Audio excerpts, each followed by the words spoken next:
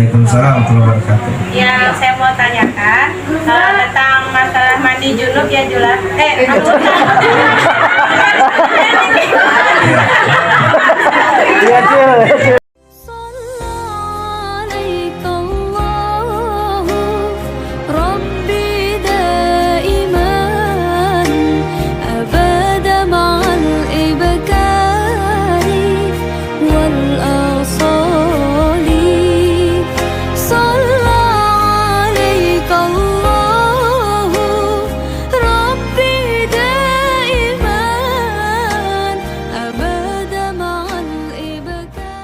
A'udzu billahi minasyaitonir rajim. Wa idza quri'al Qur'ana fastami'u lahu wa ansitu la'allakum turhamun.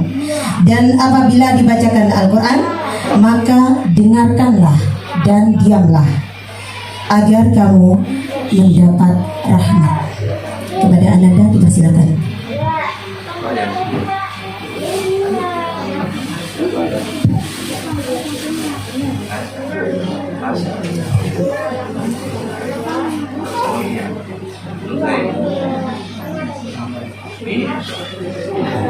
Kembali. Oke, boleh lakukan lagi.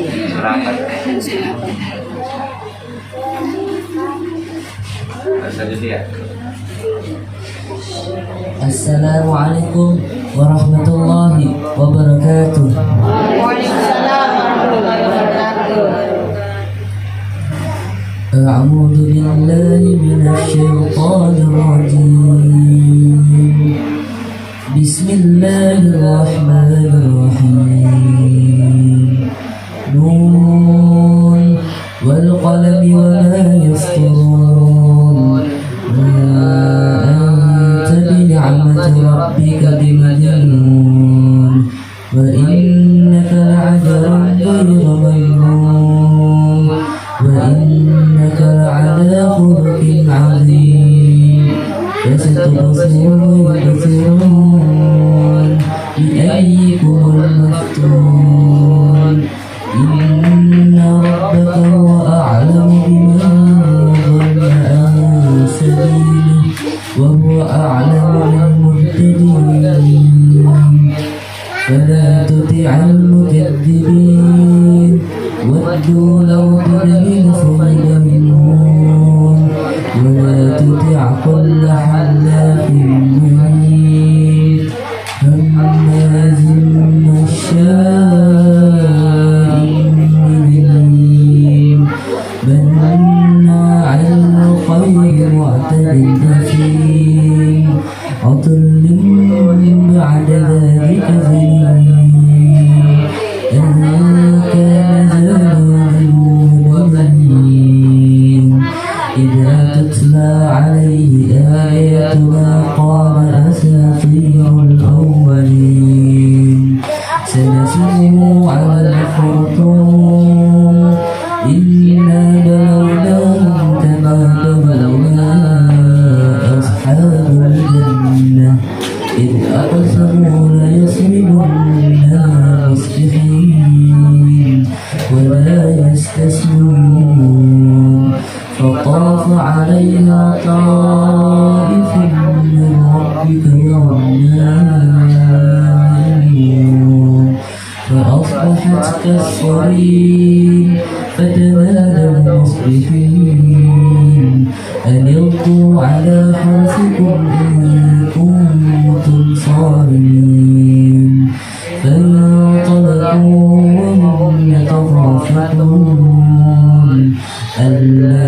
يدخلنها اليوم عليكم مسكين وغدوا على حرب قادرين فلما رأوها قالوا إنا لضالون بل نحن محرومون قال أوسطهم ألم أقل لكم لولا تسبحون قالوا سبحان ربنا إنا كنا ظالمين فأقبل بعضهم على بعض يتلاومون قال قالوا يا ويلنا إنا كنا طاغين عسى ربنا أن يبدلنا خيرا منها إنا إلى ربنا راغبون كذلك العذاب ولعذاب الآخرة أكبر لو كانوا يعلمون صدق الله العظيم ثم السلام عليكم ورحمة الله وبركاته.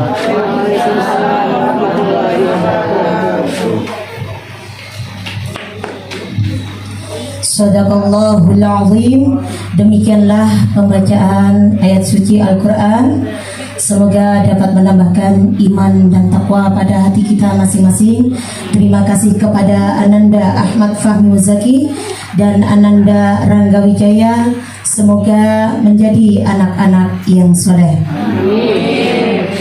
Baiklah, untuk acara selanjutnya yaitu acara inti ceramah agama yang akan disampaikan oleh Abuya Kiai Haji Abdul Muhid LCMA. Kepada beliau dipersilakan.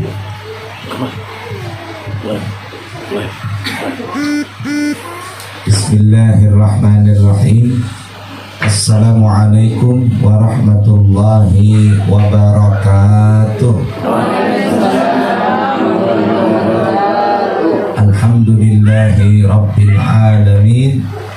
Allahumma fasalli wa sallim ala sayyidina wa nabiyyina wa maulana Muhammadin wa ala alihi wa ashabihi wa azwajihi wa dhurriyyatihi wa man tabi'ahum bi ihsanin ila yaumiddin. Amma ba'du. Yang sama-sama kita cintai orang tua kita Ustaz Hasan, mudah-mudahan beliau panjang umur, sehat walafiat insyaallah. Tuan rumah yang berbahagia, para jamaah, Bapak Ibu sekalian yang disayangi Allah dan dicintai Allah. Di dalam kesempatan siang hari ini menjelang sore, kita akan sedikit membahas tentang masalah al-ghuslu, mandi. Yang dimaksudkan mandi di sini adalah kita akan membahas tentang masalah al-ghuslul wajib, mandi wajib, atau kita juga menyebutnya mandi junub. Perlu kita belajar ini supaya kita lebih mengetahui tentang apa saja sih penyebab mandi junub itu dan juga bagaimana cara mandinya. Karena banyak orang menikah tapi tidak tahu cara mandi junub. Saya mantan penghulu. Jadi banyak orang yang mau menikah itu cuma menikah saja, tapi mandi junub sudah nggak tahu. Nah, tadi pagi alhamdulillah juga ada orang baru masuk Islam. Yang kemarin masuk Islam tadi pagi ada subuh, ada pengajian di Regensi, 6:30 dinikahkan. Orang Bali nikah sama orang Islam, mana lakiannya belum berkhitan lagi.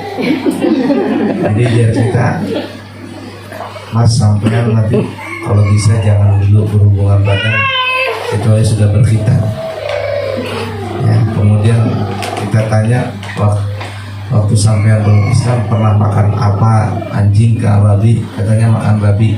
Karena di Bali itu kan makan babi itu biasa misalnya. Kalau kita diberi pakan kambing guling, di Bali namanya babi guling misalnya. Dan jadi tadi pagi tak suruh habis dari akad nikah ini sampai mandi ke dapur bunda di laut, yang cari air yang agak keruhan supaya najis mughalladhahnya itu hilang. Karena begini ya Bapak Ibu, kalau orang masuk Islam memang ada yang langsung dihapuskan segala apa yang pernah dia lakukan di waktu masa belum Islamnya, seperti dia tidak sholat, dia tidak zakat, apalagi dosa zina, dosa mabok-mabokan, yang kaitan itu dosa kepada Allah, maka ketika dia masuk Islam terhapuslah dosanya. Tapi ada dosa, maksudnya kaitan dengan makhluk yang tidak bisa dihapuskan walaupun dia sudah masuk Islam. Umpama selama dia bukan orang Islam, pernah ngutang, utangnya banyak lagi 1 miliar. Nah, kalau begitu saya masuk Islam sajalah supaya bebas utang. Yo, orang iso, tidak bisa yang seperti itu. Kenapa? Karena ini hubungannya kepada makhluk, terutama manusia. Begitu juga najis mughalladhah. Kalau ada seseorang yang bukan Islam, ada pernah dia memegang anjing atau babi atau sampai pernah memakannya, walaupun dia masuk Islam, maka ini tidak bisa menghilangkan najis mughalladhah tadi dengan sebab Islamnya. Nah, tapi ada pun najis kekafiran, najis yang dulu dia masih bukan Islam, setelah masuk Islam dia terhapus semuanya. Dia seakan-akan seperti bayi yang baru terlahir di alam dunia ini. Nah, jadi seperti itu ya. Jadi penting kita kembali belajar tentang mengenal dan mengetahui serta belajar tentang apa itu mandi junub dan yang berkaitan dengan itu semua. Para jemaah sekalian yang disayangi Allah dan dicintai Allah, sebelum kita membahas tentang mandi junub, kita akan membahas dulu tentang ahkamul ghusli, hukum-hukum mandi. Jadi mandi itu Bapak Ibu ada mempunyai beberapa hukum. Yang pertama hukumnya wajib. Wajib dikerjakan berpahala, ditinggalkan berdosa. Kalau dia tidak mandi wajib ini, maka dia berdosa hukumnya. Nah, mandi wajib ini contohnya adalah salah satunya setelah melakukan hubungan. Maka kedua-duanya wajib mandi junub. Nanti kita akan bahas lebih terang lagi setelah pembahasan hukum mandi. Yang kedua adalah hukum mandi itu bisa menjadi sunnah, seperti mandi Idul Fitri, mandi hari raya Idul Adha, mandi hari Jumat bagi seseorang yang kepingin melaksanakan sholat Jumat, mandi setelah memandikan orang meninggal dunia, ya, kita mandikan mayit, maka kita yang pemandiannya ini disunahkan kita mandi pada saat terjadi gerhana, mandi pada saat ingin pakai kain ihram, mandi pada saat masuk kota Mekah, mandi pada saat ingin berziarah dan lain sebagainya. Termasuk kata ulama, mandi pada saat ingin berkumpul di tempat-tempat yang baik seperti majelis taklim, majelis zikir. Itu disunahkan kita mandi semuanya. Seperti ini, Masya Allah, tergabung antara majelis ilmu, majelis ilim dengan majelis zikir. Nah, disunahkan kita sebelum datang ke tempat majelis seperti ini, kita disunahkan untuk mandi. Karena tempat perkumpulan, mandi masuk sini. Nah, supaya apa? Supaya orang yang di sekitar kita ini tidak merasa terganggu dengan badan kita. Itu mandi sunnah. Kemudian yang ketiga, mandi itu ibu-ibu hukumnya bisa menjadi makruh. Artinya kalau kita mandi, ya hukumnya makruh, tidak berdosa.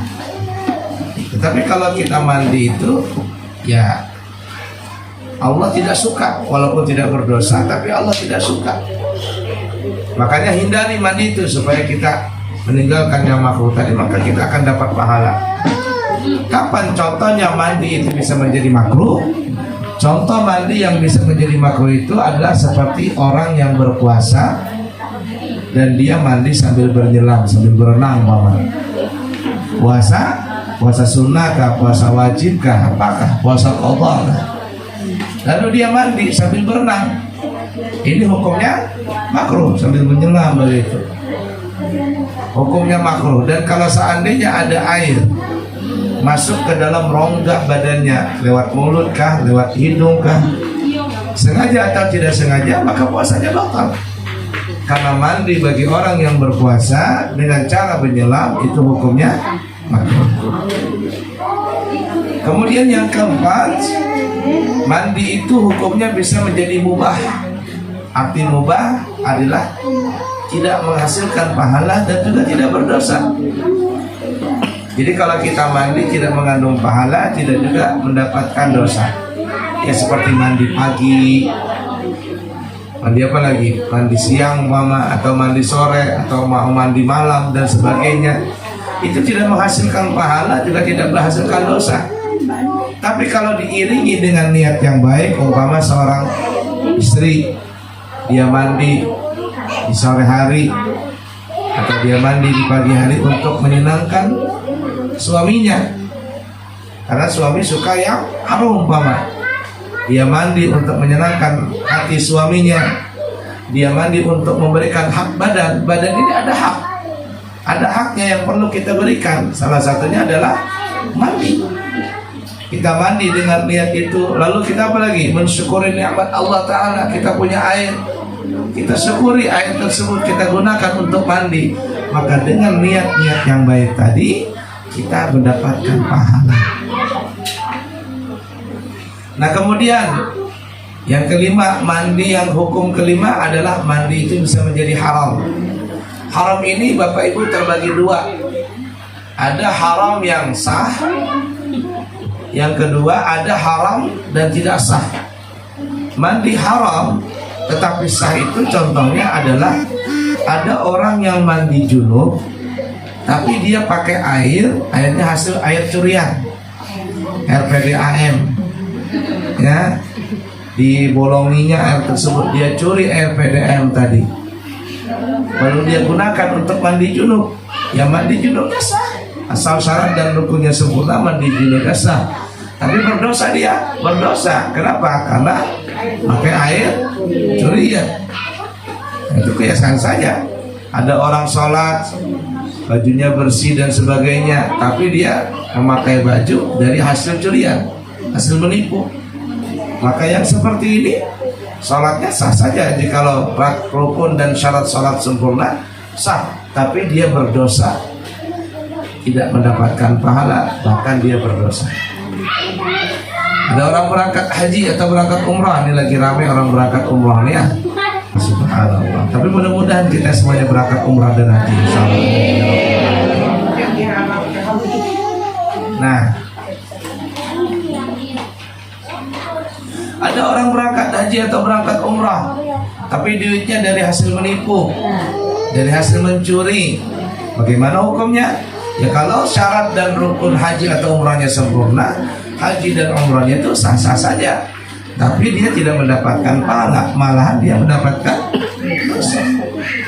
Ada saya punya ibu-ibu pengajian, dia cerita begini, dia bilang katanya ada jamaah orang Balikpapan, ibu-ibu itu berangkat haji.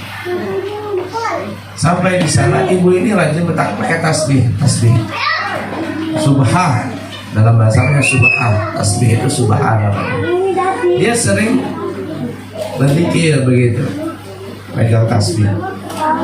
Tapi aneh, ketika dia berzikir dengan subhan tadi, jamaah yang lainnya atau teman-temannya mendengar itu bukan subhanallah, bukan alhamdulillah, bukan juga Allahu Akbar. Yang didengar oleh teman-temannya adalah suara perempuan itu keluar dari mulutnya adalah sekilo kurang seon, sekilo kurang seon, sekilo kurang seon. Benar cerita orang Balikpapan. Jadi syaratnya sahih. Jadi itu kedengaran orang. Ternyata apa? Ketika di Balikpapan kerjaannya itu timbangan, entah jual apa dia. Cuman kalau timbang sekilo kurang. Nah pulang haji, biasalah kalau orang jamaah haji itu setelah pulang dari haji untuk mempererat tali silaturahim itu mengadakan arisan. Paling-paling 2 kali putaran berhentian sudah. Jadi mengadakan arisan. Nah kebetulan bulan depan yang dapat itu adalah ibu ini. Mendekati harinya, kemudian ada ibu-ibu yang nanya, nanti kita akan datang di mana arisan? Yang ditanya ini katanya itu loh tempatnya ibu haji yang sekilo kurang soal itu loh katanya. Nah, jadi gelar akhirnya. Nah, jadi jangan sampai kita memakai yang haram. Nah, jadi kalau ada orang mandi pakai air curian, mandinya sah-sah saja, cuman berdosa. Kemudian yang keenam, haram dan tidak sah. Sudah haram, tidak sah, berdosa lagi. Apa contohnya? Contohnya seperti seorang perempuan yang lagi masa-masa haid, lagi haid nih. Lagi haid, lalu dia mandi junub. Aku niat mandi junub, mana sah? Kenapa tidak sah? Karena dia masih kondisi haid. Jangan mandi junub. Kalau mandi biasa Pak, mandi biasa boleh-boleh aja. Tapi jangan niat untuk mandi ibadah. Nah, boleh ibu-ibu mandi cuman satu ya. Maksudnya ada salah satu yang dibolehkan perempuan itu mandi dengan niat ibadah, yaitu mandi hari raya Idul Fitri atau Idul Adha. Itu sunnah mandi walaupun perempuan itu haid. Walaupun perempuan itu haid disunahkan untuk mandi. Kenapa? Karena mandi di hari raya itu bukan disunahkan mandi tersebut karena ingin menghadiri sholatnya, tetapi kata ulama mandi hari raya itu disunahkan karena untuk memuliakan hari itu, untuk memuliakan hari rayanya. Jadi disunahkan mandi. Jadi niatnya aku niat mandi hari raya Idul Fitri, aku niat mandi hari raya Idul Adha. Entar lagi nih ya, kita bulan puasa kurang lebih 2 bulan lagi insya Allah. 2 bulan setengah lah ya, kurang lebih masuk kita bulan puasa. Nah seperti itu. Itu kalau ada perempuan yang lagi haid lalu dia mandi dengan niat mandi dulu padahal masih kondisi haid, maka mandinya sudah tidak sah, berdosa lagi. Tapi kalau mandi biasa, mandi pagi, mandi sore boleh-boleh saja. Cuman kata para ahli, kalau bisa jangan sampai mandi biasa itu dengan menyiram kepala, karena ketika haid pori-porinya kepala itu terbuka, lalu bisa menjadikan pusing dan sebagainya. Maka biasanya kan kalau perempuan haid biasanya jarang dia keramas. Tapi kalau 3 hari, 4 hari, apalagi seminggu haidnya, apalagi setengah bulan, 15 hari, aduh, mana dia begaruk kepala, laki juga begaruk kepalanya, lamaan ya. Nah biasanya ada yang keramas gitu supaya tidak bau kepalanya. Baik, itulah hukum ahkamul ghusli, hukum-hukum mandi. Sekarang kita akan masuk lebih spesifik lagi, adalah tentang mandi junub. Mandi junub ini kita angkat dari hari ini karena hukumnya adalah wajib. Mandi junub itu ibu-ibu, penyebabnya ada 6. Penyebab mandi junub itu ada 6 masalah.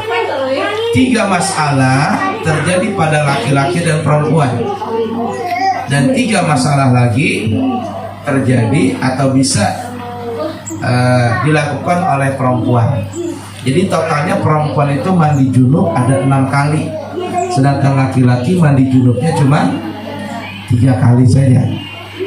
Perempuan ada 6 kali penyebab mandi junub, sedangkan laki-laki cuma ada 3. Jadi banyakkan perempuan, makanya wajar saja kalau perempuan itu pandai berdandan, pandai beraksi. Kenapa? Mandi junubnya aja sampai 6 kali, nah kita cuma 3 kali aja bosan. Baik, kita akan bahas 3 masalah yang bisa terjadi pada laki-laki dan perempuan. Yang pertama, mohon maaf ya ibu-ibu ya, bapak-bapak kalau ada sedikit kata-katanya yang nyerempet begitu. Penyebab mandi junub yang pertama adalah iltiqaul khitanain, bertemunya 2 yang telah berkhitan. Nah, itu kata-kata bahasa dalam bahasa fikih bagus sekali. Cuman kalau bahasa kitanya yaitu melakukan hubungan suami istri. Nah, yang dimaksud melakukan hubungan suami istri ini ibu-ibu adalah apabila ibarat kata jari sudah masuk ke dalam cincin. Paham tidak? Kalau ibarat kata jari sudah masuk ke dalam cincin, maka keluar atau tidak keluar air mani, kedua-duanya pasangan suami istri ini hukumnya wajib untuk mandi junub. Hukumnya wajib untuk mandi junub. Walaupun kata ulama dalam mazhab kita Syafi'i, walaupun ada naudzubillah min dzalik Rasulullah orang itu berhubungan dengan binatang, walaupun orang itu berhubungan lewat pintu belakang, atau bahkan dia berhubungan dengan bangsa jin, atau dia berhubungan dengan orang mati, ada saja ya. Zaman Nabi ada seseorang datang, dia bilang kepada Nabi, ya Rasulullah, kira-kira saya ini diampuni enggak dosa saya? Kata Rasul, kau melakukan dosa apa?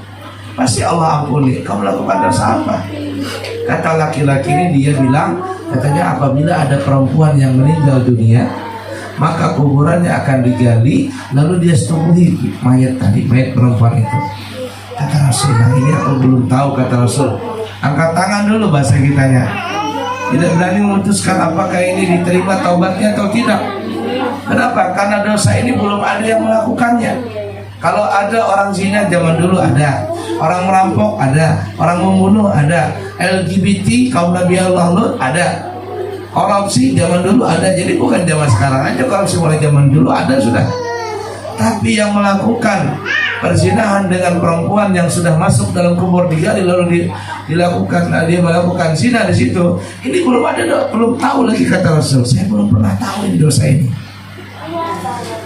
Kata Rasul, tunggulah keputusan Allah. Maka orang ini pun pergi dengan hati yang gundah, fakir, diterima atau tidak dosanya ini. Ila lama kemudian Allah turunkan ayat, innallaha yaghfiru dzunuba jami'an. Allah mengampuni semua dosa semuanya. Maka Rasul pun menyuruh sahabat panggil orang tadi itu, panggil kata Rasul. Dipanggil orang tadi dan orang itu kembali ke hadapan Rasul, dan Rasulullah SAW berkata, ya fulan, dosamu diampuni oleh Allah Ta'ala. Nah seperti itu.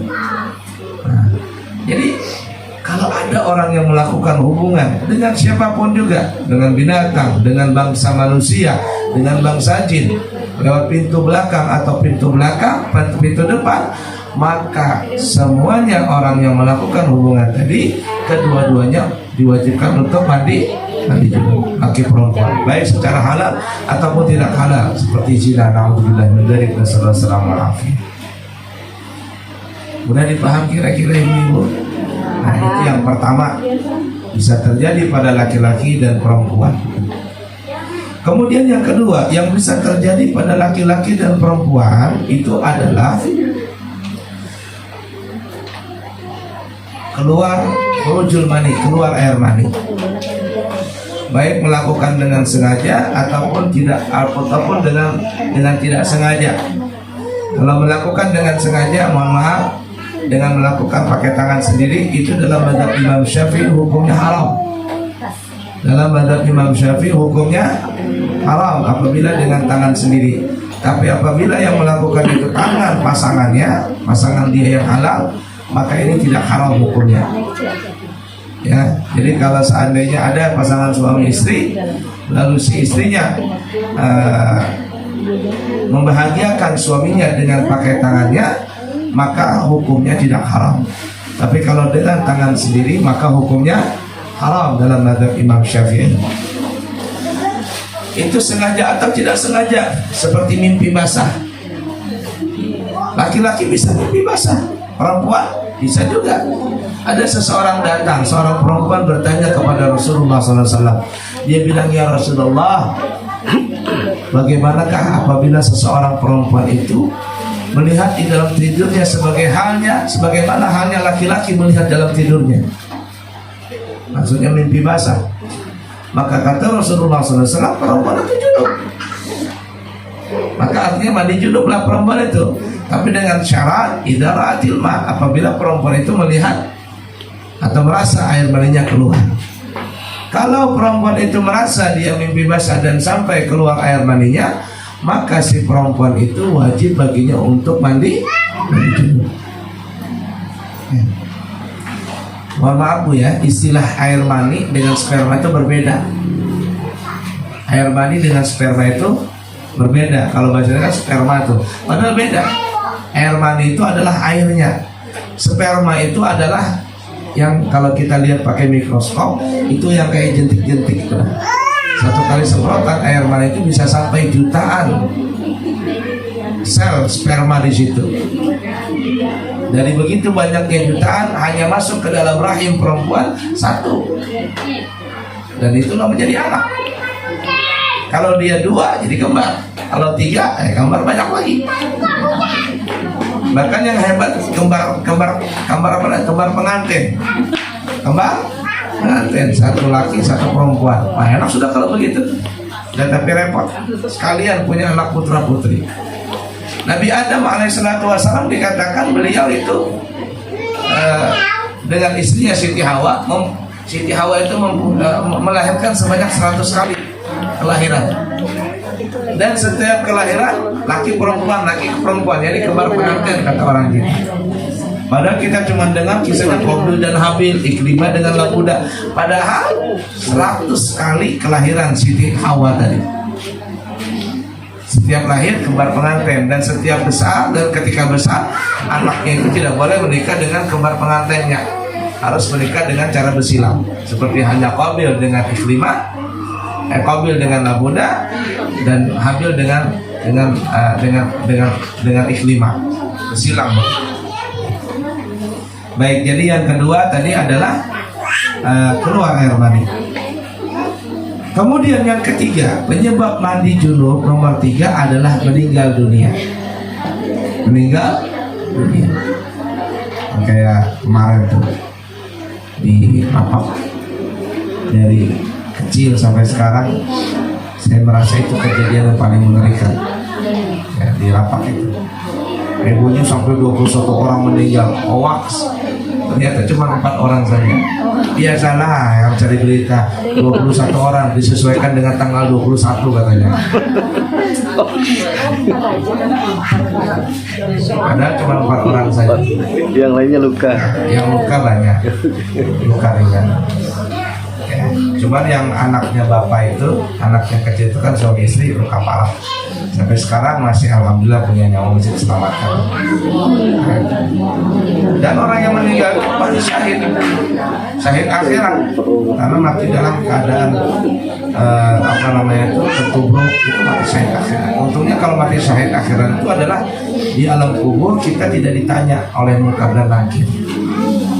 Nah, jadi salah satu mati syahid akhirat itu ibu-ibu adalah orang yang mati terbakar, mati karena tahun kena wabah, termasuk COVID, masuk meninggal karena tenggelam, meninggal karena tubrukan, meninggal karena melahirkan, meninggal menuntut ilmu agama. Makanya jangan lupa untuk menuntut ilmu agama, walaupun cuma sekali dalam sebulan atau seminggu sekali. Tapi kalau potongan ibu-ibu begini ini seminggu berapa kali? Berapa kali pengajian ibu-ibu? Paling rajin tuh pengajian ibu-ibu sudah. Siang hari ini pengajian, besok pengajian lagi, besok lagi ada pengajian. Terkadang sehari bisa 3 kali pengajian. Makanya masya Allah subur-subur. Banyak makan. Alhamdulillah. Nah kalau pengajian, habis pengajian dia makan ilmu tadi. Di pengajiannya cuma sejam, ngobrol lurupinya bisa sampai 3 jam, habis pahalanya. Nah, jadi salah satu mati syahid akhirat adalah yang meninggal saat menuntut ilmu agama. Jadi niat menuntut ilmu agama sampai kita meninggal dunia. Baik, sampai mana tadi yang ketiga, meninggal dunia ya. Jadi kalau ada orang Islam meninggal dunia itu wajib dimandikan. Kalau seandainya ada orang meninggal dunia tidak dimandikan, maka dibongkar atau kuburannya wajib dimandikan. Ada cerita, saya dengar cerita ini masih kecil waktu itu. Ada orang cerita begini, di Jakarta itu ada orang kaya, dia punya anak ini meninggal karena kelebihan overdosis dalam narkoba. Alhamdulillah dari kasus-kasus. Meninggalnya hari Jumat lagi. Tapi yang namanya tetap, kalau yang maksiat mau hari Jumat ke mau hari raya tetap saja tidak berlaku. berlaku syafaatnya. Nah, yang berlaku syafaatnya kalau orangnya soleh meninggal hari Jumat, maka itu nilai bonus. Nah, dia meninggal hari Jumat itu adalah nilai bonus, artinya dia termasuk hati syahid akhirat. Baik. Jadi orang tuanya ini merasa malu karena anaknya ini meninggal dengan kondisi yang tidak wajar, kelebihan overdosis narkoba. Nah, waktu itu hari Jumat, masyarakat tahu bahwa anaknya ini meninggal dengan kondisi seperti itu. Cuman bapaknya malu menyerahkan jenazah itu kepada masyarakat. Jadi masyarakat tahu. Nah, setelah itu belum juga ada kabar. Masyarakat ini sholat Jumat. Si bapak ini tidak sholat Jumat. Nah, saat orang sholat Jumat, si bapak ini menguburkan anaknya. Dikuburkan anaknya langsung. Setelah selesai sholat Jumat, para jemaah pulang, mampir ke rumahnya ini, orang kaya ini kan mau melayat gitu kan, apalagi mengurusi jenazah, fardu kifayah hukumnya. Lalu orang-orang ini datang bertanya kepada si orang kaya ini, Pak, mana anaknya bapak yang meninggal itu, kami bantuin Pak untuk mengurusi semua fardu kifayahnya, memandikan, kafani, sholatkan sampai menguburkan Pak. Namanya musibah ya biasalah Pak, musibah. Cuma kita sebagai sesama muslim kita wajib ya membela sungkawa lah, apalagi urusan fardu kifayah ini. Lalu orang kaya ini mengatakan, Pak, mohon maaf Pak, anak saya sudah saya kuburkan Pak. Hah?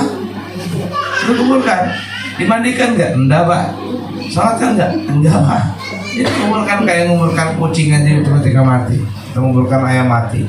La ilaha illallah. Kata orang kampung ini, kita sekampungnya berdosa kalau begini. Berdosa. Bapak bikin kelakuan begitu, satu kampung kena dosa Pak. Ayo Pak, kita bongkar Pak, kita mandikan kuburan anak bapak itu. Datanglah mereka ke kuburan, digali kuburan tersebut, tapi apa yang ternyata ketika digali, jasadnya si anak itu sudah gosong. Sudah gosong. Ini kalau film di zaman dulu namanya TPI, itu namanya rahasia ilahi. Siksa kubur. Itu bagus film itu, cuma terlalu lebay juga sih. Ya terlalu lebay, mungkin maya apa keranda terbang, ya, kemudian tuh gulung-gulung macam-macam ya. Sebenarnya bagus banget, cuman lebaynya terlalu lebay. Kalau ada yang begitu nonton itu, paling kan suka ibu-ibu nonton tuh. Nanti besok-besok ketika ngerumpi duit, jangan ngerumpi. Kenapa? Itu kamu lah nonton kemana tuh? Gara-gara ngerumpi, jenazahnya berat. Jangan ngerumpi. Ada juga efeknya tuh. Nah, ya tadi terlalu baik. Nah, cuman yang lagi rame ini ya ibu-ibu yang suka nonton di Indosiar. Ya, apa itu kisah suami istri, poligami, triad, itu aja. Ibu yang layangan suka banget nonton itu. Menangis itu lagu apa judulnya? Macam-macam kisah. La ilaha illallah. Baiklah ya. Nah, jadi meninggal dunia ini wajib dimandikan. Dan mandi orang mati ini adalah mandi segala penutup mandi, penutup dari segala mandi. Walaupun umpama waktu itu orang ini hidup, mohon maaf ya, waktu melakukan hubungan tiba-tiba meninggal orangnya, mungkin karena minum obat apa begitu, jatuhnya copot mati. Apa hukumnya? Makanya ada namanya mandi mayat tadi itu, mandi jenazah. Kenapa? Karena mandi mayat atau mandi jenazah itu adalah penutup dari segala mandi. Jadi kalau dia dalam keadaan haid meninggal, tidak apa-apa. Dalam keadaan junub meninggal, tidak apa-apa. Nah, kalau seandainya mayat itu belum dimandikan, maka mayat ini belum boleh disolatkan. Itu yang perlu diketahui. Kalau belum dimandikan, maka tidak boleh disolatkan, apalagi dikuburkan. Urutannya harus dimandikan dulu. Karena mandi mayit ini sama statusnya seperti mandi junub, maka tidak boleh disolatkan kecuali sudah dimandikan. Oleh karena itu Bapak Ibu, kalau kita ingin sholat gaib, umpama si fulan meninggal di tempat lain, umpama daerah lain, mengadakan sholat gaib, kita pastikan dulu bahwa yang meninggal di tempat lain itu sudah dimandikan. Kalau memang sudah dimandikan, kita boleh sholat gaib. Itulah sebaiknya kalau ada orang meninggal dunia langsung dimandikan, tidak usah nunggu si fulan anak yang menunggu saudaranya inilah itu, nggak usah, mandikan saja langsung. Kalau ada tukang pemandiannya, mandikan langsung, kemudian dikafani, siap untuk disolatkan. Supaya apa? Supaya jamaah ini jangan gelisah. Ini jamaah nunggu, Pak kapan dimandikan Pak? Oh tunggu anaknya dalam perjalanan nih, dari mana? Dari Banjarmasin. Kapan datangnya? Ini sudah di bandara ini katanya. Kalian di cancel baru pesawatnya, iya Pak udah. Orang jamaah nunggu sampai siang, sampai apa, kan kasihan orang. Coba dimandikan, mandikan langsung. Jamaah yang kepengen sholat, sholatkan. Setelah sholatkan, mau pulang silakan, mau kerja silakan, urusan keluarga lagi. Yang penting urusan memandikan, mengkafani dan sholatkan sudah selesai, tinggal mengumpulkan saja. Ini sampai berjam-jam, kasihan, dan dimandikan mayat tadi. Dan selama tidak dimandikan, dia dalam keadaan junub. Mandikan segera, kafani, kemudian sholatkan. Setelah sholatkan, orang lain mau sudah pulang-pulang, nunggu anaknya, nunggu itu urusan belakang. Ketika anaknya datang, sudah tinggal melihat, baru hukum. Nah, yang ketiga ya. Jadi 3 masalah ini bisa terjadi pada laki-laki dan perempuan. Yang pertama tadi melakukan hubungan, yang kedua keluar air mani, dan yang ketiga adalah meninggal. Kemudian keempat, kelima, dan keenam ini khusus bagi perempuan, laki-laki nggak ada ini. Khusus bagi perempuan. Yang pertama adalah melahirkan, walaupun dengan cara sesar, walaupun yang dilahirkan itu adalah segumpal daging atau keguguran ya. Melahirkan ini, baik mati dalam perut, anaknya mati setelah keluar atau apalah. Ketika perempuan itu melahirkan, maka diwajibkan bagi dia untuk mandi. Disebut namanya ghuslul wiladah, mandi setelah melahirkan. Cuman kata ulama, ada sebagian ulama mengatakan kalau perempuan itu melahirkan tidak ada darah haid, tidak ada darah nifasnya. Kan ada perempuan melahirkan tiba-tiba darah nifasnya cuma sedikit, maka langsung mandi.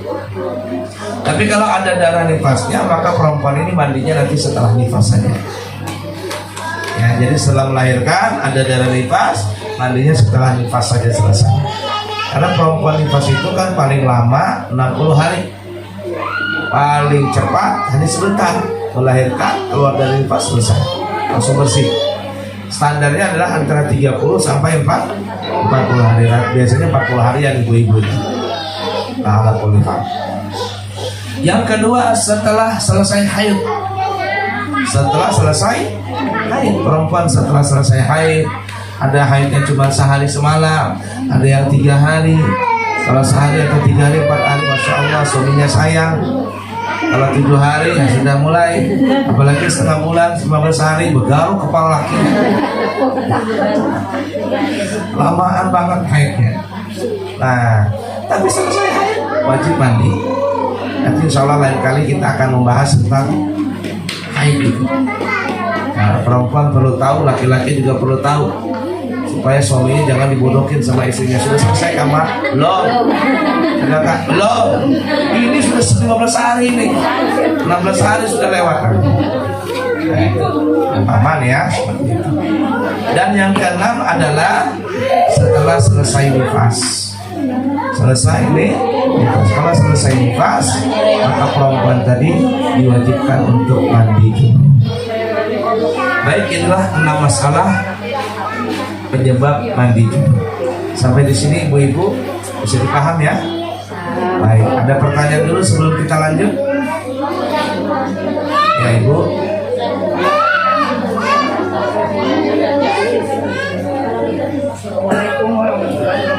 Waalaikumsalam. Saya mau nanya Ustaz, ini mengenai air Ustaz, PDAM. Saya pernah tidak sengaja, saya jalankan itu keran air keluar satu apa itu kayak lidi gitu.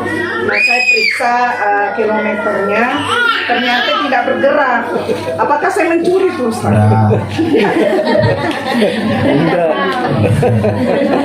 Di dalam ya. Kayak lidi keluar. Ini biasanya pegawainya Pak ini kemarin nggak bergerak Pak. Kan dia tiap bulan kontrol itu. tidak bergerak. Iya kan? Iya, tapi kan petugasnya tiap bulan datang tuh kontrol itu. Nah, Bapak insya Allah itu aman saja. Sudah dulu. Nah, jadi insya Allah nggak apa-apa ya, aman saja insya Allah. Karena bukan kesalahan kita, kesalahan dari pihak PDA yang ada niat untuk mencuri kan. Tapi begini Ustaz, kata adik saya itu saya mencuri. Tapi gini aja, bilang sama orang PDA, Pak, kami nggak tahu Pak, ini kalimatnya nggak bergerak. Pakai saja. Kalau seandainya Memang tidak dikacau, tidak ada apa-apa. Saya buka sedikit, tidak bergerak kamunya. Jadi sudah saya kali aja. Saya buka aja keras 24 jam. Jadi penuh terus tuh Pak. Jadi bayarnya sedikit. itu kena. Ya, sudah tahu tadi kan ya. Makanya tadi kalau nggak tahu nggak apa-apa. Sudah tahu ini apa? Lapor. Ini sudah.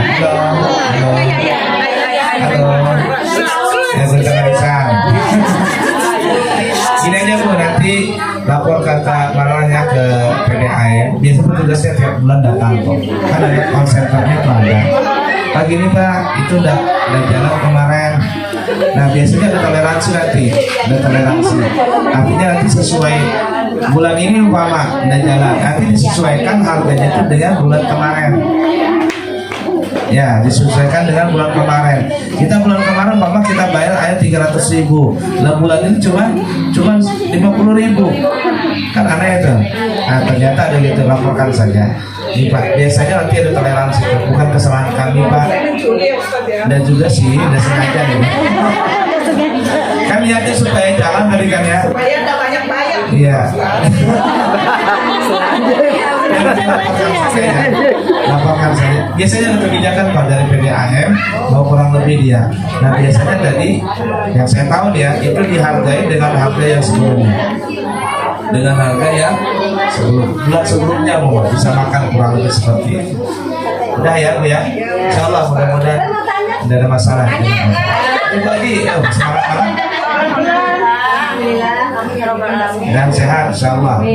Kayak apa seandainya kalau orang bersetubuh sama suami istri dalam keadaan malam, kira-kira bisa mandinya pagi apa malam itu juga? Baik, bagus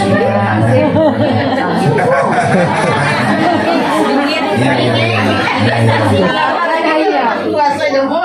Iya, kalau masih Saling jangan beraisan. Wah, ya kan saling pantasan.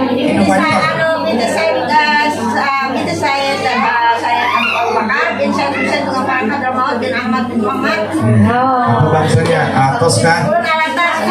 Yang perempuan asgap. Atos, alatos. Atas itu biasanya menjujuk banyak orangnya. Baik, jadi ginilah. Kalau hubungan badan, setelah hubungan badan, apakah langsung mandi atau boleh santai-santai dulu atau nanti aja subuh sekalian mandinya? Jawabannya adalah boleh santai-santai dulu. Artinya tidak wajib langsung mandi. Nah, hubungan badan di malam hari umpama, nanti aja subuh sekalian mandinya. Boleh kan? Boleh aja. Boleh aja. Karena haram hukumnya. Cuman kata ulama, kalau seandainya hendak begitu juga mandinya sebaiknya wudu dulu. Wudu dulu. Karena ada ulama yang mengatakan salah satu penyebab malaikat tidak masuk ke dalam rumah itu adalah satu, ada anjing aja kada masuk, apalagi babi.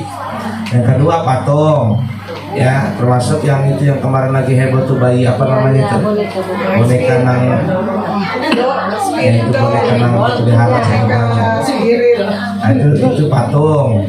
Ya kalau dia boneka kadang-kadang dijadikan mainan, jadikan kayak anak jadi patung. Kadang-kadang kan ada sugestinya tuh kayak ada isinya dia kecil gitu dalamnya. Kemudian apalagi ada ulama yang mengatakan pohon natal jangan ditaruh di depan rumah, dalam rumah jangan. Kemudian orang yang junub itu malaikat rahmat kadang mau masuk, malaikat rahmat. Tapi kalau akal maut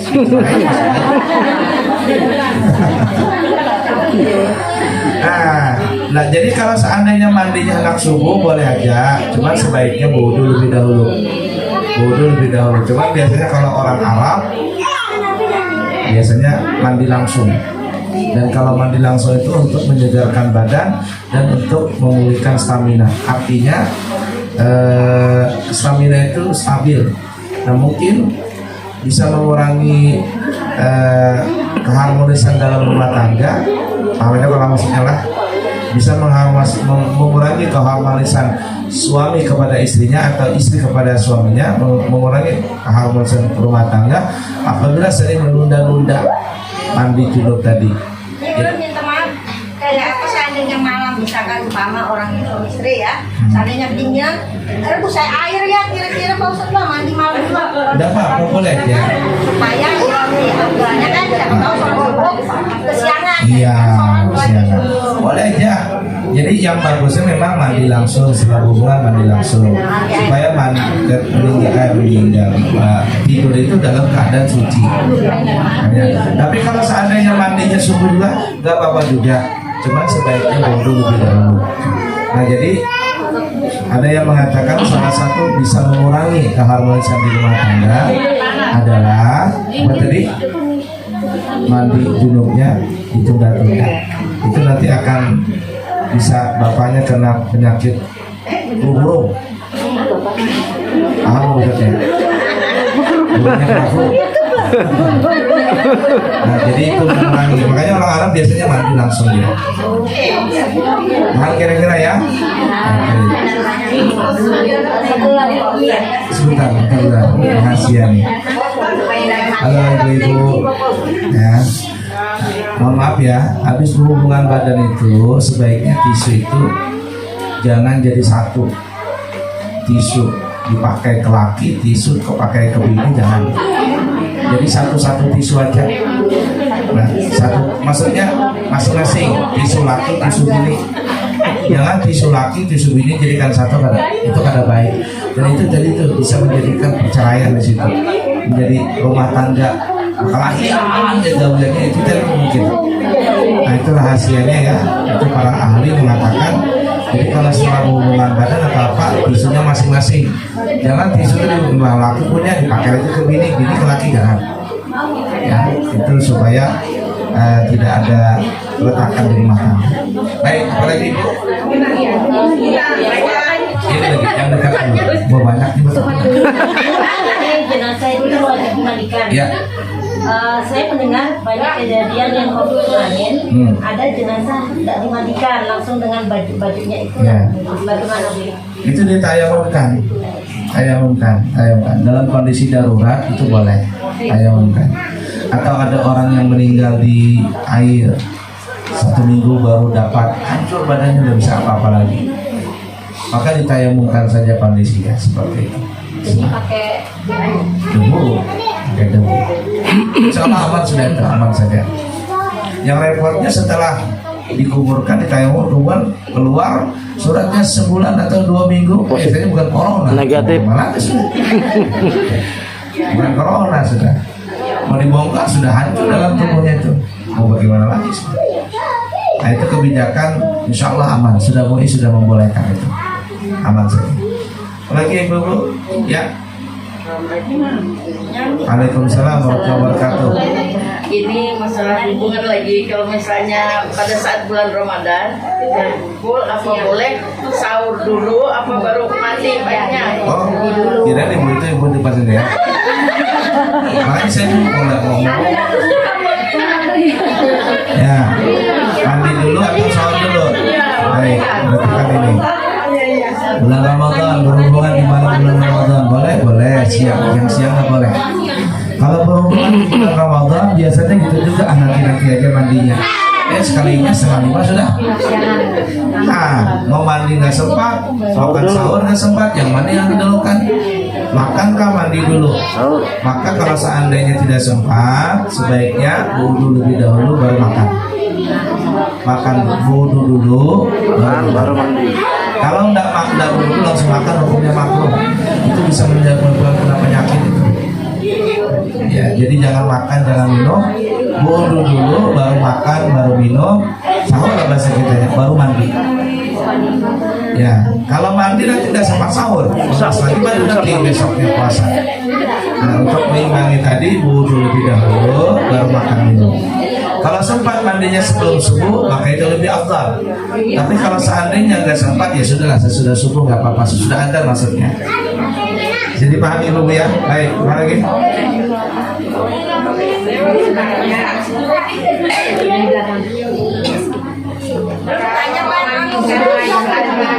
Baik, laki-laki, bayi laki-laki. Bolehkah perempuan yang melakukan? Baik. Sebentar Pak, satu lagi. Ini ada kejadian waktu itu saya mandikan bayi juga, tapi karena keburu-buru begitu setelah dimandikan si kakek ini menguburkannya, jadi dia sudah sempat disolatkan. Boleh saya melanjutkan untuk dia sholat gaib, betulkah atau tidak? Baik. Yang pertama bayi, perlu diperhatikan ya, bayi ini ada dua, ada bayi laki-laki, ada bayi perempuan. Sebelum saya jawab itu yang pertanyaan tadi, saya harus kasih tahu dulu, bayi laki-laki yang belum dikhitan ya, maka bayi laki-laki ini cara memandikannya dua kali, yakni mandikan dulu baru tayamum. Kenapa ada tayamum? Karena tayamum itu untuk menggantikan air yang tidak sampai di bawah kulufnya. Tahu kuluf ibu-ibu? Yang belum berkhitan itu namanya kuluf. Nah, jadi dua kali itu ditayamumkan dan dimandikan. Mandikan dulu baru tayamumkan pakai debu, kemudian dibilas lagi. Nah, tayamum itu untuk air yang tidak sampai di bawah kuluf. Dan tidak boleh umpama, mohon maaf kata orang Banjar, dijalak. Kalau dijalak lah, dibilak kalau anak bayi tadi disuruh nggak boleh. Ya jangan. Kemudian yang meninggal laki-laki, bayi laki-laki, apakah boleh perempuan? Sebenarnya Allah alam ya. Tapi menurut saya Allah alam, insya Allah nggak apa-apa. Nggak apa-apa, insya Allah dimaafkan. Kalau seandainya nggak ada yang lain, tapi kalau ada yang lain, pakailah laki-laki. Kalau laki-laki, bayinya laki-laki juga. Kalau perempuan, sebaiknya perempuan juga. Tapi kalau seandainya nggak ada lagi, ya alhamdulillah, boleh perempuan yang lain memandikannya. Kemudian sebenarnya bukan perempuan itu kalau yang bukan mahramnya dia tidak perlu memandikan, ibunya yang mandikan. Jadi kita ini yang mengerti cara mandi mayat itu cuma mengarahkan. Kita tidak perlu mandikan. Ibunya mana, bapaknya mana, Pak, sini Pak, sayangin anak sampai dimandikan. Dia sedang dimandikan sama bapak mamanya. Nah kita yang mengarahkan, sini Bu, siram ini Bu, siram ini, siram ini. Nanti setelah disiramkan, kalau dia laki-laki, keringkan badannya, baru tayamumkan. Tayamum itu untuk supaya air, gantian air yang tidak masuk di bawah kuluf tadi. Udah dipaham kira-kira ya? Nah itu banyak orang nggak paham tuh. Kalau ada orang yang belum sunat itu. Baik, kemudian tadi yang kedua apa tadi? Dia sudah dimandikan. Nah itu dimandikan, kamu tapi belum disolatkan, dikuburkan. Gak apa-apa ibu, gak apa-apa. Tapi nanti sholatnya langsung dikubur.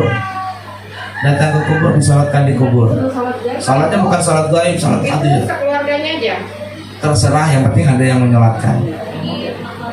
Anak kecil kita dulu, saya mau tanya, anak kecil mau berapa bulan? Bayi Pak. Iya tahu berapa bulan?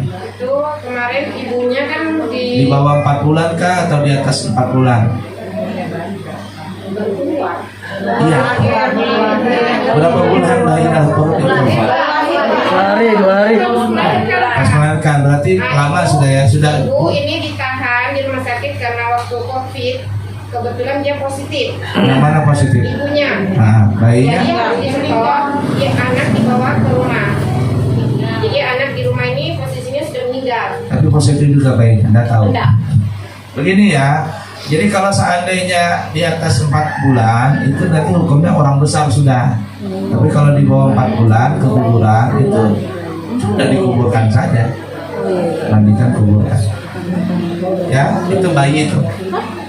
Nah cuman bayi tadi kalau seandainya dia dikuburkan langsung tidak disolatkan, boleh disolatkan Bu. Jadi kalau belum sampai sekarang belum disolatkan, cari keluarganya, bapaknya, kakaknya, solatkan di kuburnya tadi. Sholat biasa, cuma mayatnya di dalam kubur. Hadir atau gaib, bukan gaib, hadir, sholat hadir namanya. Boleh nggak? Boleh. Dulu ada seorang perempuan hitam, dia menjadi kaum Masjid Nabawi. Para sahabat menganggap remeh biasa perempuan ini. Jadi kau tukang bersih-bersih masjid, hitam, perempuan hitam. Orang menganggap perempuan biasa itu. Tapi Rasul menganggapnya luar biasa. Nah, perempuan ini meninggal dunia. Sholatkan sama sahabat, langsung sudah dikabarin. Kata Rasul, mana perempuan yang biasanya bersih-bersih sini? Mana orangnya? Kata meninggal ya Rasul. Rasul langsung naik pitam. Kalian tidak mengabari aku, kata Rasul. Perempuan yang begitu, yang dia bersihkan masjid, meninggal, kau tidak kabari aku, kata Rasul. Kalian tidak kabari aku. Mana Rasul? Mungkin para sahabat menganggap pekerjaan yang remeh jadi kaum itu. Maka Rasulullah agak pikir, kenapa kalian tidak mengabari aku? Ayo, mana kuburnya? Maka Rasul pun datang ke kuburnya, menyolatkan di kuburnya perempuan tadi. Bukan di atas kuburnya, sampai kayak kita sholat jenazah itu. Nah, ini menunjukkan bahwa perempuan itu punya makam tinggi di hadapan Allah Ta'ala. Di hadapan manusia mungkin dianggap remeh, tapi Rasul niatnya makamnya tinggi di hadapan Allah. Sampai Rasul tega rela-relaan untuk datang ke kubur untuk menyolatkan perempuan. Itu ya. Jadi nggak apa-apa. Nah, jadi kalau aturan mainnya, mandikan, kapani, kuburkan, sholatnya belum, nggak apa-apa sudah. Sholatkan saja, tidak perlu dibongkar, sholatkan sudah, itu dianggap sah semuanya. Pada kita ya. Baik, ada lagi? Kalau nggak ada satu lagi Ustaz. Banyak ya, yang belum lagi Bu ya. Yang dekat ini, yang dekat. Assalamualaikum warahmatullahi wabarakatuh. Waalaikumsalam warahmatullahi Di wabarakatuh. sini saya masih nyambung punya Umi tadi berhubungan dengan COVID Ustaz. Karena jujur saya juga punya tetangga kemarin seperti itu dikatakan COVID, tapi menurut persepsi kami bukan COVID. Itu karena cuma berapa jam aja, mungkin di lorong aja disimpannya itu dari pulangnya itu. Nah itu bisa jadi Ustaz, bisa jadi maaf ya ini terjadi seusun saya ya, Ustaz. Itu bisa jadi itu tidak diwudu, tidak di tidak ditayamumkan, bisa saja Mas. Nah, pertanyaan saya, apakah termasuk dokternya, perawat-perawatnya di dalam itu berdosa seperti itu? Karena dia mengatakan udah, padahal tidak. Kalau seandainya dia berbohongnya, dia yang berdosa. Gitu ya. Serahkan sama Allah Ta'ala. Baik, yang satu lagi. Ya. Ini begini, maaf ya, ini nggak ada di sini, sama sekali nggak ada di sini. Balikpapan nggak ada, Kalimantan nggak ada. Jadi ini seorang ahli ibadah memang udah dipercaya oleh warga. Nah, dimanfaatkanlah karena dia sudah dipercaya oleh orang, mintalah bantuan ke orang yang punya, misalnya orang atas gitu. Nah, setelah bantuan itu di atas namakan untuk orang muslim, taklim misalnya, contohlah taklim. Tapi di satu sisi penghasilannya itu 80%, 30% itu memang dilarikan ke taklim, ke jamaah misalnya. Tapi 50% itu untuk kebutuhan hidupnya. Nah, seperti itu. Nah, ya seperti korupsi katakan saja. Nah, tapi dia tetap baik. Nah, apakah ini dosa buat dia? Ya. Nah, misalnya sampai anak-anaknya menikmatinya itu. Kalau seandainya anaknya tahu, maka wajib mengganti uang yang diambilkan untuk menghapuskan. Saya tahu Ustaz, tapi dia tanya. Karena juga, itu kan dosa orang tuanya. Kembalikan duit tadi. Itu hak adami, hak kepada manusia. Kembalikan. Bu, di belakang Bu. Iya Bu. Assalamualaikum Ustaz. Waalaikumsalam warahmatullahi wabarakatuh. Yang saya mau tanyakan tentang masalah mandi junub ya jelas. Yang ingin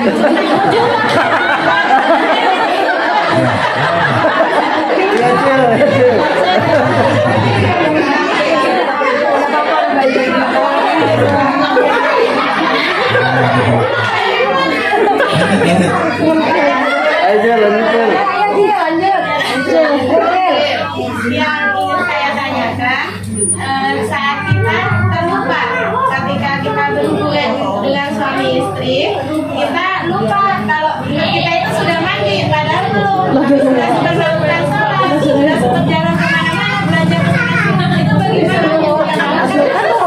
Ya, kalau seandainya lupa sudah sholat dan sebagainya, baru ingat, aku belum mandi junub, ya mandi hukumnya, dan sholatnya tadi nggak sah. Yang mana yang sholat? Iya, wajib ulang sholatnya. Jadi mandinya diulang, sholatnya diulang. Itu ya. Baik, lagi. Oke. Kalau misalnya itu kan tadi ada sakit akhirat ya, Iya. itu masuk tabrakan ya. Iya. Nah kalau bagaimana misalnya orang itu habis misalnya berzina, berjudi, terus pulang terus tabrakan, apa Mati sakit karena sakit Sangit. sakit ya. Baik Ibu. Ustaz, saya ini bingung Ustaz. Bingung. Ada beberapa ulama seperti Khalid Basalamah itu mengatakan bahwa boneka itu tidak boleh dalam rumah. Ya, lanjut Pertanyaan aja. saya, bagaimana dengan boneka? Anak ada bentuk babi, ada bentuk Saya terangkan ya. Saya terangkan. Gini Ibu. Siti Aisyah radhiyallahu taala anha itu ketika dinikahi oleh Rasul umurnya 7 tahun. Dan ketika berkumpul dengan Rasul, Siti Aisyah umurnya baru 9 tahun. Tapi 9 tahun orang Arab itu besar Bu. 9 tahun orang Arab itu umurnya kita ini, anak kita ini mungkin kayak umur 15 tahun, gede-gede. Namanya orang Arab subur-subur badannya. Ketika Nabi Muhammad SAW meninggal dunia, umur Siti Aisyah baru 18 tahun.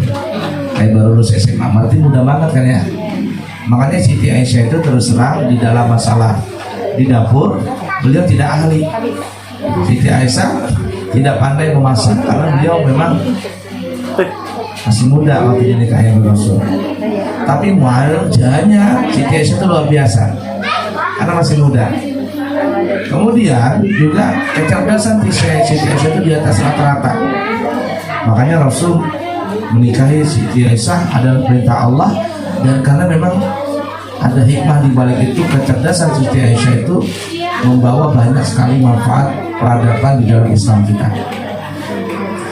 Karena Siti Aisyah itu masih muda, suatu ketika Rasulullah SAW pernah masuk ke rumah Siti Aisyah. Rasul melihat Siti Aisyah sedang main-mainan boneka-bonekaan. Lalu Rasulullah mengatakan, "Ya Aisyah, mahadihi." Aisyah, ini apa? Kata Siti, "Hada binti." Ini adalah anak perempuanku. Alias Siti Aisyah main bonekaan. Oh. Lalu Rasul bertanya, "Muhammad hada, ini apa ini?" Kata Siti Aisyah, "Ada khair, ini kuda." Ini kuda, ini ada boneka perempuan, ya Barbie loh bahasa kitanya. Anak perempuan kan suka main boneka-bonekaan. Ini kuda. Lalu Rasul bertanya, "Alahu janahan?" Emangnya kuda itu punya 2 sayap? Ya, kalau orang zaman sekarang ya apa unicorn ya. Lalu Siti Aisyah mengatakan, "Ya Rasulullah, apakah engkau tidak tahu bahwa Nabi Sulaiman itu punya kuda? Kudanya ada sayapnya."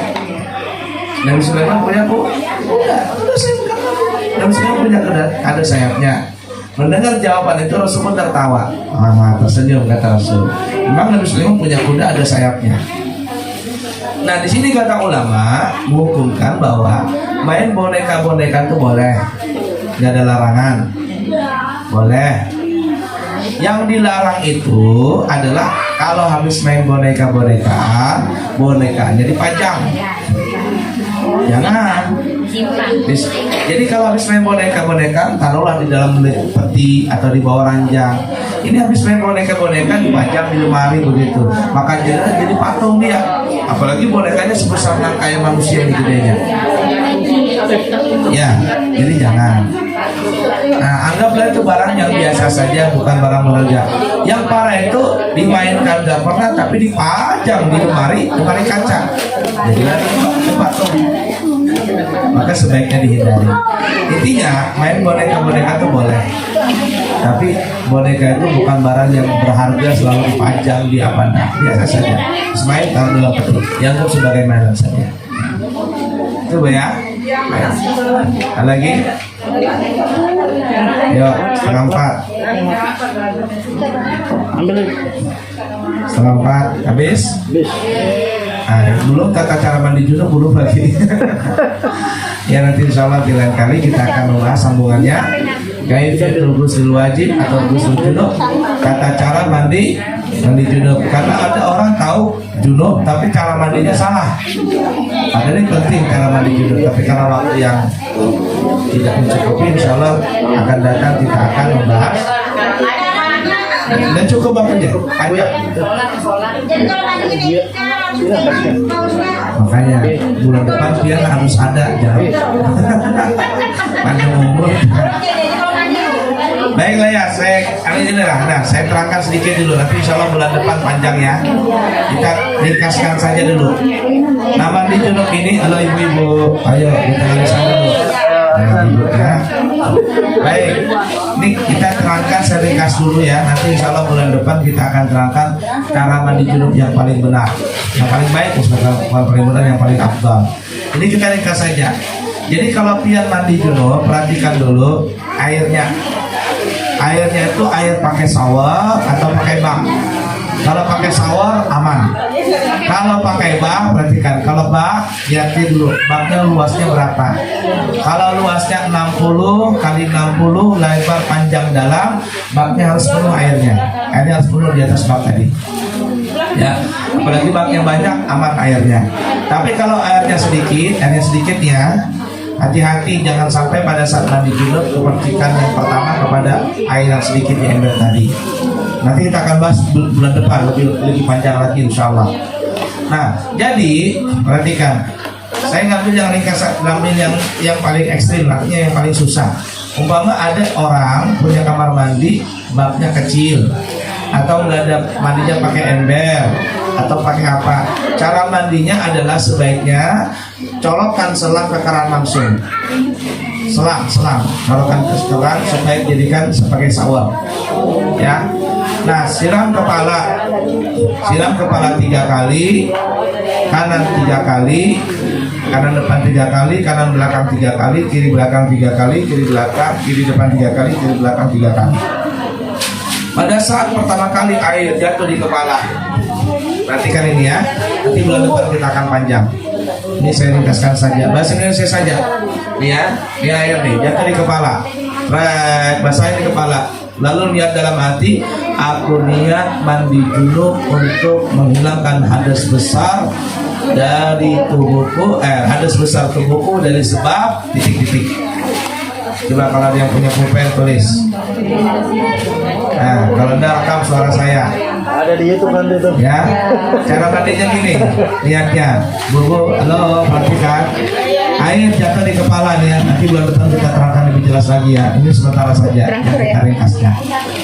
Air jatuh di kepala, niatnya dalam hati, aku niat mandi junub untuk menghilangkan hadas besar tubuhku dari sebab apa? Berhubungan badan, dari sebab selesai haid, dari sebab mimpi basah, dari sebab apa umpama itu?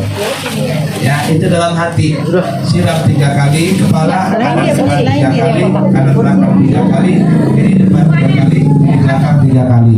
Perhatikan hidung, masukkan air ke hidung. Belakang telinga nih, lipatan nih. Lubang telinga masuk 1 ruas. Leher, yang gak punya leher, angkat lehernya, gosok. Ketiak, lipatan badan, kuku, bawah kuku, selangkangan, pusat, mulut yang terlipat-lipat tuh kayak apa itu kan? Angkat untuk gosok. Selangkangan, belakang lutut, tumit, jari-jari kaki, kuku, semuanya basah. Setelah basah nanti baru terakhir, baru selanjutnya pakai sabun, lalu dibilas seperti itu. Ini sementara seperti itu ya. Niatnya tadi yang penting. Aku niat mandi junub untuk menghilangkan hadas besar badanku dari sebab titik-titik. Sebab junub, sebab berhubungan badan, sebab apa? Mimpi basah, sebab selesai haid, selesai nifas dan seterusnya. Assalamualaikum. Seandainya bertanya, seandainya air itu dari ya Pak Ustaz. Gak apa-apa. Yang penting air hujannya jangan bertahi kucing. Karena pas di kampung air hujannya sebenarnya ada tai kucingnya di dalam. Kalau kucing akhirnya dia tersangkap. Ya bulan depan ya. Bulan depan lebih jelas lagi. Insya Allah kita akan terangkan itu tata cara mandi junub yang paling afdal. Insya Allah. Cukup ya. Insya Allah kita sambung lagi. Ini kita lagi asar. Kalau asar di mana ya? Masing-masing. Ya baik ya. Saya nitip si Fahmi sama Rangga dikembalikan ke pondok nanti kalau sore ini atau nanti malam boleh, karena besok ujian lagi, masih ada ujian. Jadi di pondok ujian terus nih selama 2 bulan setengah, ujian terus. Kemudian ibu-ibu diundang kita ke pondok di Amburawa, itu sebulan sekali minggu ketiga pengajian ya. Ada pengajian ini jam 9 pagi. Kalau ada waktu kita bareng-bareng di pondok pengajian. Baik, cukup sekian, semoga ada manfaatnya. Subhanakallahumma wa bihamdika asyhadu an la ilaha illa anta astaghfiruka wa atubu ilaik. Wa akhiru kalam, wassalamu alaikum warahmatullahi wabarakatuh.